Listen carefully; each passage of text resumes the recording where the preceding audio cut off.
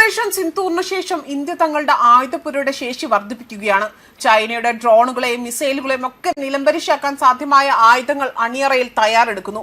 ഈ അവസരത്തിൽ ഇപ്പോൾ അയൽ രാജ്യങ്ങൾക്ക്, പ്രത്യേകിച്ച് ഇന്ത്യക്ക് പണി കൊടുക്കാൻ ചൈന തയ്യാറെടുക്കുന്നു എന്ന വാർത്തകളാണ് പുറത്തുവരുന്നത്.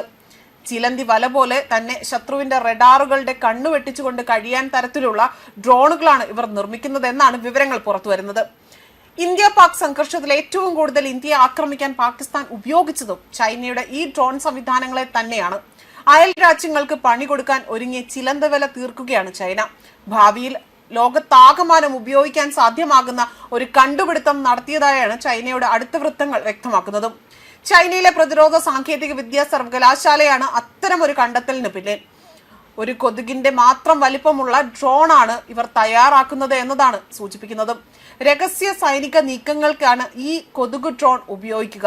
സങ്കീർണമായ രഹസ്യ അന്വേഷണ ദൗത്യങ്ങളിൽ ചുറ്റുപാടുകൾ നിരീക്ഷിക്കുവാനും വിവരങ്ങൾ കൈമാറുവാനുമാണ് ഈ കൊതുക് ഡ്രോണിനെ രൂപപ്പെടുത്തിയിരിക്കുന്നത്, അല്ലെങ്കിൽ ചിലന്തി വല പോലെ കെട്ടുന്ന ഡ്രോണുകൾ രൂപപ്പെടുത്തിയിരിക്കുന്നത് എന്നതാണ് മനസ്സിലാക്കാൻ സാധിക്കുന്നത്.